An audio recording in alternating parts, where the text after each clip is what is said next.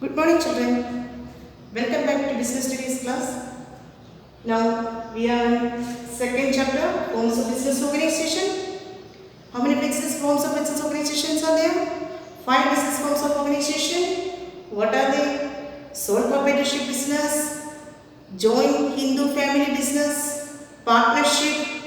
Fourth one, cooperative society, and fifth one, joint stock company. These are the five forms of business organization.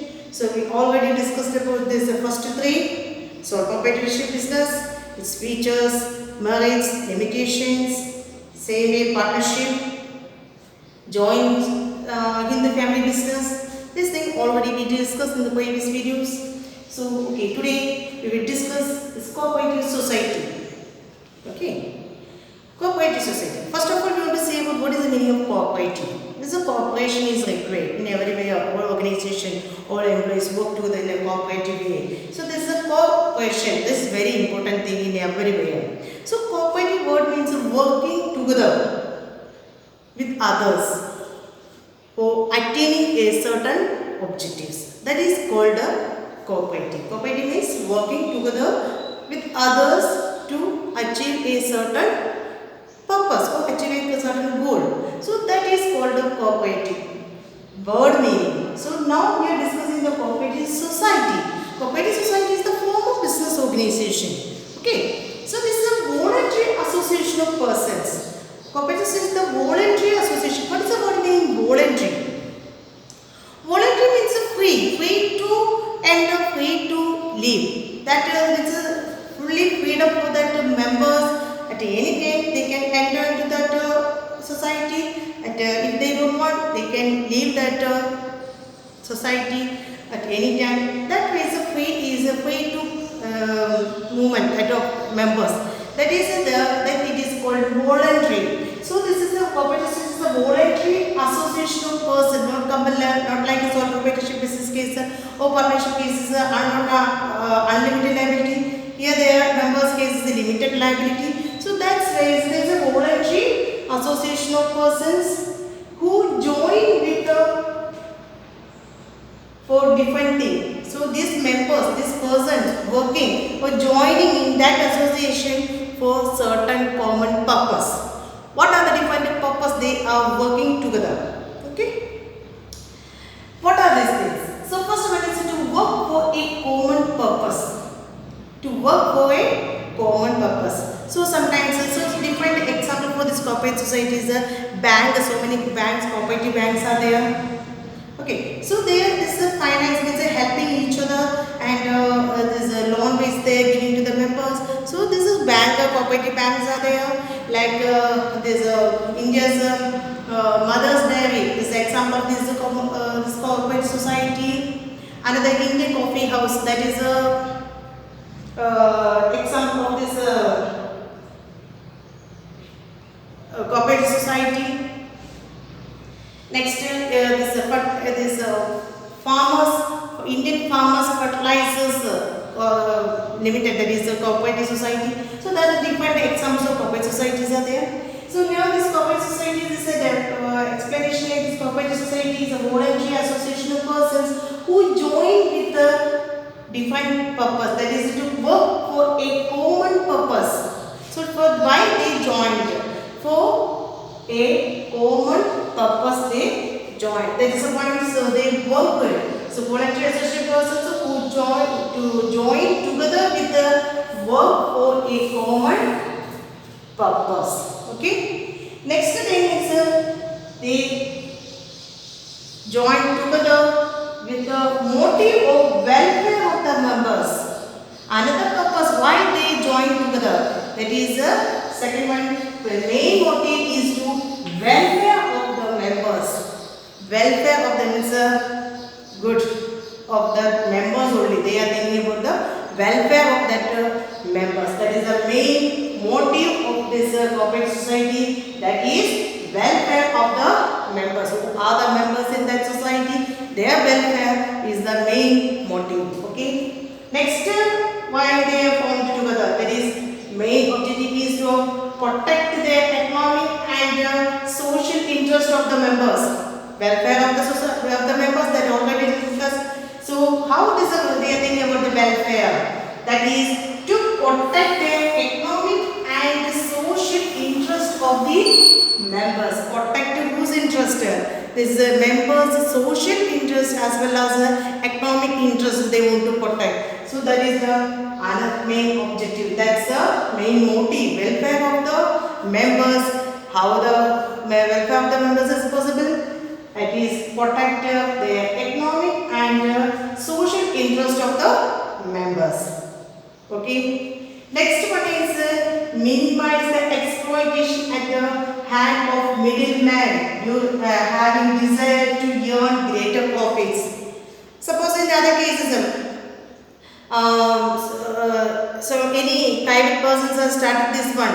So their ultimate aim is to earn profit only, not the welfare of the society. So his sole proprietorship business case, the ultimate aim of that sole proprietor to earn greater profit at anyhow. That's the ultimate aim. But here it is not that you can avoid the middle person. So this is the most cases the middle person is earning more compared to this other cases. That is farmers, agriculture cases also farmers producing goods, means goods they are producing, and consumer, we are consumer. In between this so many middle persons are there, but actually they are earning more than the farmer. So in such a case we can avoid this middle person and direct is selling, producing and selling within that members itself. That is the main ultimate aim of the cooperative society. We can avoid a middle person. So the welfare of the members itself, those who have, suppose the farmer is a member of that society, then he is giving that society, and another member is purchasing that product. In such a cases, we can avoid the middleman. So that's the point.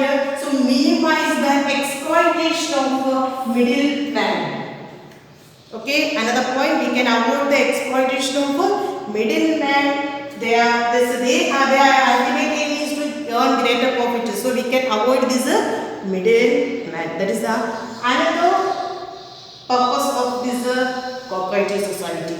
So that's why so cooperative society is a voluntary. It is a voluntary association of persons who is joined with to work for a common purpose with the motive of the welfare of the members.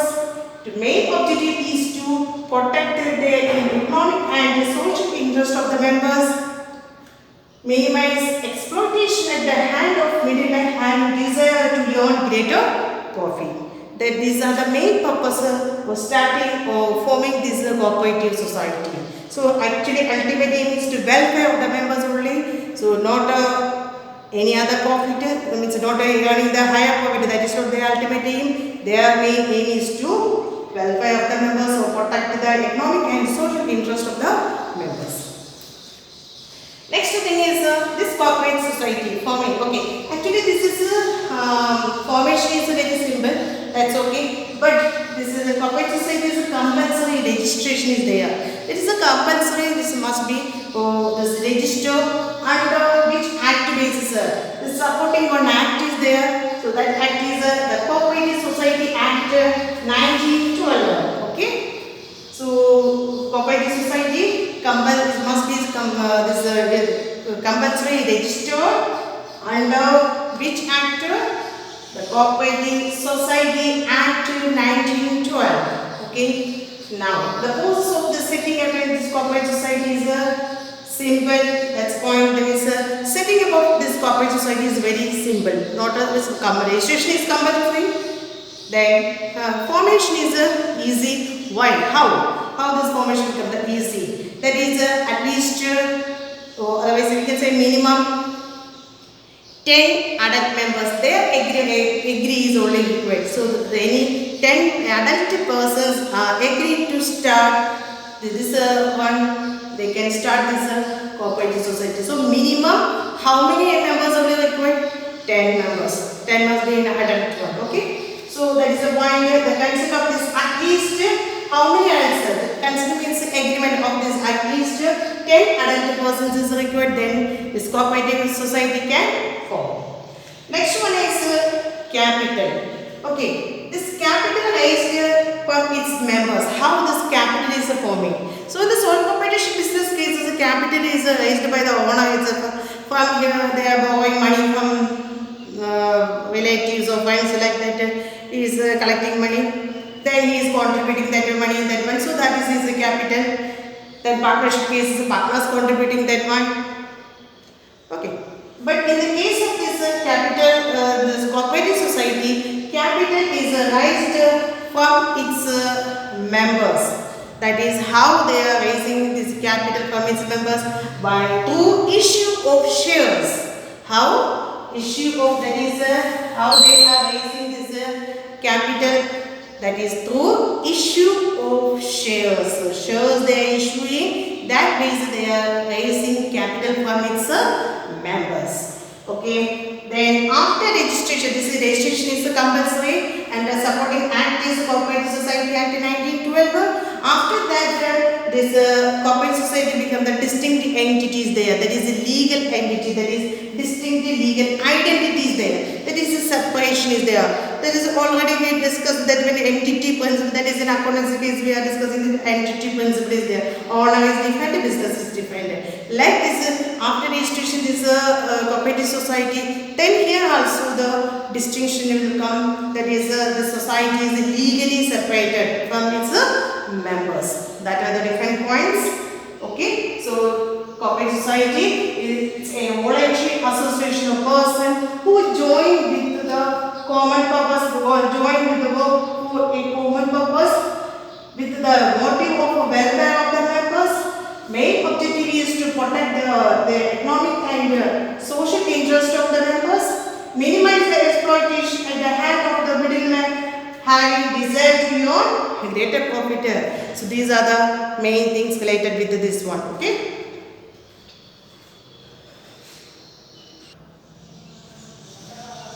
So next, features of cooperative society. What are the different features of cooperative society? First feature is a voluntary membership. Second one is a legal status. Third one is a limited liability. Fourth one control, and fifth one service motive. These are the different features of cooperative society.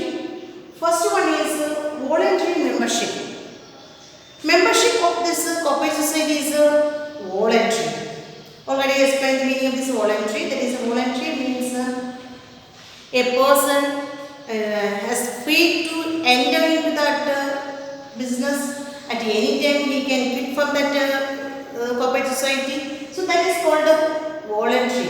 So, okay. So that is this membership of this cooperative society is voluntary. A person at any time can join in this cooperative society, as well as at any time he can leave from this society according to his wish. Okay. So that's compulsory to remain in that business. Sorry, in that cooperative society. So that's very important thing. There is no compulsory to remain for a long period. That is not a compulsory. At any time, any person can join or quit from that society. That is the called the voluntary membership. Okay, that's point. So voluntary membership is there. So that means the membership is open to all. Membership is open to all, irrespective of caste, religion, or gender based. No, so that's why this is a voluntary one. This membership is open. So cooperative society's membership is open to all person, irrespective of gender, irrespective of this caste or this religion based, nothing there. So this is voluntary membership. First one. Second feature. Second feature of this cooperative society, that is legal status. Legal status means that is separate entities there. So separate entity is occurring after the registration only. So registration is compulsory in the case of cooperative society. This is compulsory. This cooperative society must register according to which act basis? Cooperative Society Act in 1922 cases. This registration is compulsory. Okay. So that's the point. The legal status, the registration of this cooperative society is compulsory, and after registering this cooperative society, then status will get, which means that is which is separated from its members. Cooperative society which is separate from its members. That means they can, so this is society, it can hold their property in this its name. This is the name of that cooperative society. That societies, that cases they can hold the property. Then in the name of the society they can file case against any other person. Same way opposite also, any other or third party can file a case against this cooperative society. Okay, so this is a legal status will occur, separated legal entity will occur. Due to this separate legal basis, so that's why this first point we already discussed, at any time any person can join or leave from that society. So due to this one, that means separation is there, separated legal entity is there, it is separated from its members. So that's why any person can enter or quit at any time. Okay, that's point legal status. Next one, that is limited liability. Limited liability is the another feature of this corporate society. So compared to this sole proprietorship business, partnership cases, their cases liability is unlimited liability. If anything happened to that business, definitely sole proprietor or that partners are responsible for meeting that liability.